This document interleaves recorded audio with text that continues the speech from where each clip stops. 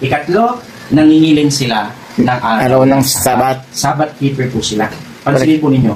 Actually, logically speaking, ang mga Hudyo, Sabbath keeper, di ba? O, nung na-convert sila sa Kristyanismo, mga Hudyo pa rin naman sila. Hindi naman bago lahi nila. So, nangingilin pa rin sila ng Sabat. O, logically speaking po yun. Biblically speaking, sa Old Testament, ang sabi dito, bukod dito, ibinigay ko rin naman sa kanila ang aking mga Sabat. Bukod sa pinagbawalan, ang bayan ng Diyos, which is yung bansa ng Israel na kumain ng anumang bagay na marumi, may ibinigay pa ang Diyos sa kanila. Sabi ng Diyos, bukod dito, ibinigay ko rin naman sa kanila ang aking mga Sabat upang maging tanda sa akin at sa kanila, upang kanilang makilala na ako ang Panginoon na nagpapabanal sa kanila. Amen. So yung araw ng Sabat ay meron pong ipinakikilala. Nagpapakilala ito na ikaw ay galing sa Diyos at ang Diyos naman ang nagpapabanal sa iyo. Correct. Kasi po sa Genesis, time ng Creation Day, nilikha ng Diyos ang lahat sa loob ng 6 na araw, pang-anim yung tao, then sa ikapito, ang Diyos ay nagpahinga. Kaya ang Sabat ay memorial of creation. Alaala ito ng natapos na paglikha ng Diyos. So sa tuwing nangingiling ka ng Sabat, para mong sinasabi sa mundo na hindi ka galing sa unggoy. Bakit? May creator ka eh. Oo, yung Sabat, pinatutunayan mo sa mga tao, ito'y araw ng kapahingahan. Araw ng natapos na paglikha. Amen. Sa bagong tipan, sabi ng iba, nung si Kristo ay namatay, tayo pa ako sa krus. Wala na daw. Kasi walang naipakong Sabat, hindi na daw dapat mangili ng Sabat. Yung salitang Sabat, sa Kastila, katumbas po siya ng salitang Sabado sa Kastila. O, dahil tayo ay nasakop ng Spaniard, ang ang pagbilang din natin ng mga araw, Lunes, Martes, Miyerkules, Huwebes, Biyernes, Sabado. So, ang mga alagad, araw ng Sabat, nagpahinga ayon sa utos. Bakit? Kasi ang sabi sa Hebreo, may natitira pa ng isang pamamahinang Sabat ukol sa bayan ng Diyos. Ang bayan ng Diyos sa panahong Kristiyano, syempre yung tunay na iglesia. May natira daw na Sabat para sa kanila. Yung salitang Sabat dito sa ibang translation ay 7-day rest. So, may natirang Sabat yung ikapitong araw na sa kalendaryo, ang ikapitong araw, pumapatak ng Sabado. Kasi ang unang araw ay Linggo, ang ikapitong araw ay Sabado. Ang tawag sa Biblia doon ay araw ng Sabat. So, ang mga Kristiyano, mga Sabat keeper sila. Kaya nung ako lumabas sa Seventh-day Adventist, wala akong planong umanig sa kahit saang sekta. Bakit? Kasi ang akala ko, Seventh-day Adventist lang ang Sabat keeper. Bakit? Kasi nababasa ko sa Bible, ang palatandaan ng tunay, Sabat keeper sila. Correct. Di ba? Ito po ay isang reference. Galing po sa Catholic Church reference po ito. Pansinin po ninyo yung babasahin ko. Ang sabi dito, if Protestant would follow the Bible, they should worship God on the Sabbath day. By God is Saturday. In keeping, sabi dito, in keeping the Sunday, they are following a law of the Catholic Church. Amen. Ano po yung sinasabi sa reference natin binasa? Kung yung mga Protestante daw, yung mga nagpapakilalang Kristyanismo or Kristiyano outside sa Catholic, ang tawag nila is Protestante. Protestante means nagpo-protesta o lumalaban. So, ang sabi ng authority ng Catholic, kung kayong mga nagpapakilalang Kristiyano, pero lumalaban kayo sa amin, sa mga Katoliko, pero hindi kayo nangingilin ng Sabat, sa halip Sunday ang inyong pagsambat pangilin, nasa amin pa rin kayo. Hindi totoong kumawala kayo sa amin. Bakit? Kasi ang sabi, if Protestant would follow the Bible, patotoo ito ng Catholic eh. Sabi nila, kung susundin lang daw ng mga Protestante ang Biblia, Sabbath keeper daw sila. Pero kung ikaw ay Sunday keeper, sinunod mo kami. Yun ang diwa ng ating binabasa. Bakit? Kasi sila po ang umaamin na nag-change ng Sabbath from Saturday to Sunday in the time of Constantine. Binago niya yung pagsamba at pangilin sa araw ng linggo sapagkat si Constantine ay isang mananamba ng araw, Sunday worshipper. So dahil hindi niya manipol ang Kristyanismo, ginawa niyang relihiyon ang Kristyanismo.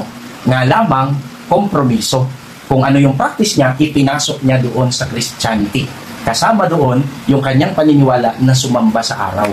So, yan na po yung ipinanganak batay po sa history na Roman Catholic Church. Ulitin ko, hindi ko ako naninira. May mga batayang resources naman po tayo dyan at pag-aaral. So, maliit na bahagi lamang po ito. May isa pa pong reference. Ito naman si James Cardinal Gibbon. Isa sa mga authority din ng Roman Catholic. Ang sabi, is Saturday the seventh day according to the Bible and the Ten Commandments? Yun daw bang Saturday, yung Sabbath? Yun daw ba, sabi? Is Saturday the seventh day according to the Bible, the Ten Commandments? Question. I answer yes. Is Saturday the first day of the week? And did the church change the seventh day Saturday for Sunday? The first, I answered yes. Did Messiah change the day? I answer no. Oh, napansin niyo po ba yung ito yung question, ano kasi ito isang reference na tanong at sagot. So yung first question, totoo ba na yung ikapitong araw sa Biblia ay Saturday ayon sa Bible at sa Ten Commandments? Ang sabi is yes. Ang sabi dito, yung Catholic Church ba, binago niya ba yung araw mula sa ikapito tungo sa unang araw? Ang sagot is yes. Inamin ng Roman Catholic. Then ang sabi, yun bang Messiah? Ginawa niya ba yun? Binago niya ba yung kautusan mula sa Sabat tungo sa Linggo? Ang sabi, No. I answered no. So yung pag-change pala ng Sabat from Saturday to Sunday, Sila lang. gawa lang po yun ng Roman Catholic. Wala pong kinalaman yung Messiah o sa Kristo. Kaya po sa buong Biblia, hindi po natin kababasahan na sila po ay sumamba at nangilin ng araw ng linggo. Sapagkat hindi nga binago ng Messiah. Paano naman babaguhin ng mga apostol? So maliwanag na yung isa sa palatandaan ng tunay na iglesia, sila po ay Sabbath keeper. So pang-apat po na palatandaan at hulilas na po ito. Ang palatandaan ng tunay na iglesia, matitrace back daw yung kanyang history pabalik sa unang siglo ng iglesia. Ano ibig sabihin na matitrace back ang history? Ibig sabihin, pagka pinag-aralan mo, pag pinag-aralan mo yung religion kung saan siya nag-ugat, kaya mo siyang mapatunayan na galing siya sa Jerusalem. Halimbawa lang, history ng INC. O, alam mo, matitrace back mo ba siya? Pabalik na siya ay galing sa Jerusalem? Hindi ho, galing siya kay Felix Manalo At si Felix Manalo galing lang sa iba't ibang sektang Protestante at Katoliko.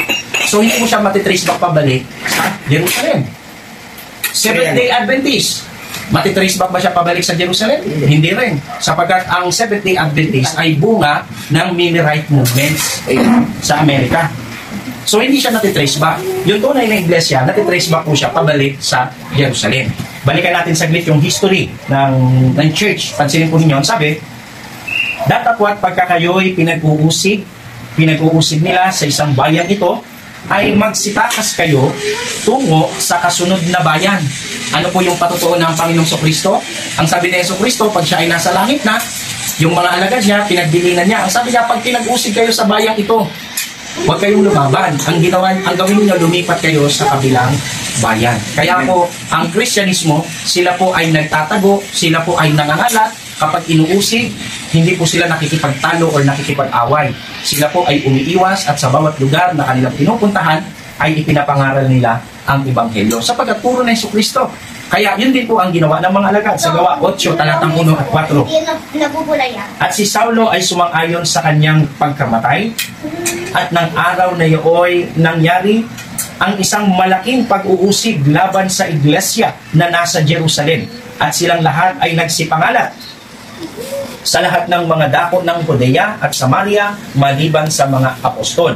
Ang mga nagsipangalat nga ay nagsipaglakbay na ipinapangaral ang salita. So sinunod nila yung turo ni Jesucristo na kapag sila inusig, lilipat lang sila sa kabilang bayan. Kaya nung nagkaroon ng malaking pag-uusig sa mga Kristiyano na nasa Judea, sila po ay naglakbay. Nangalat po sila dun sa dako ng Judea at saka ng Samaria. Pero ang sabi, yung mga nagsipaglakbay, sila po ay naglakbay na ipinapangaral ang salita. So, nangyari ay kumalat po ang mga kaanib. Batay po sa history ng church, may tinatawag na ecclesiastical history.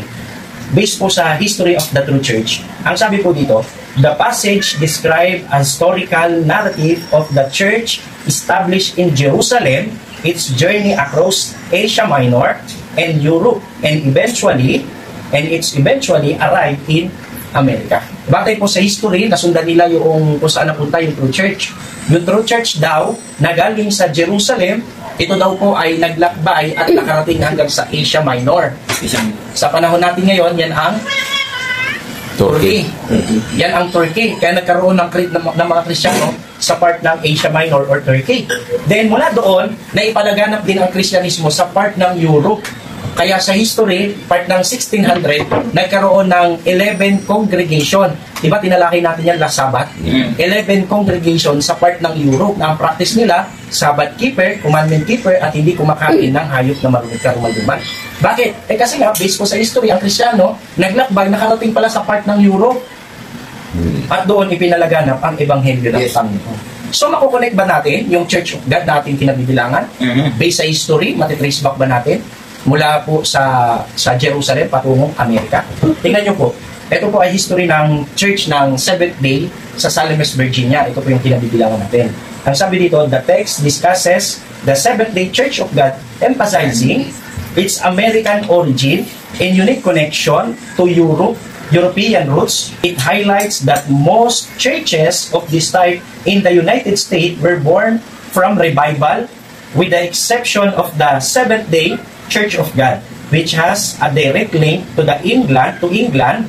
This church established in Rhode Island in 1671 by Stephen Mumford was connected to the Milliard Church of God in London, evidenced by correspondence in 1680. The text further notes that this body was reorganized in Salem, West Virginia in 1933.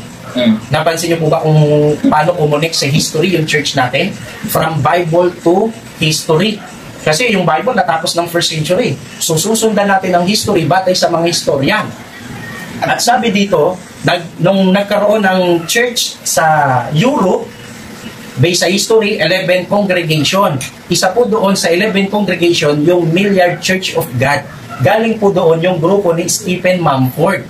Si Stephen Mumford from Europe, tumira po sa Amerika. Then doon po ay ipinalaganap nila ang Ebanghelyo. Then na-establish ang Church of God sa taong 1671. Correct. At nakarating po yun sa bandang huli sa Salem, West Virginia. So, connect talaga siya. Matitrace back mo.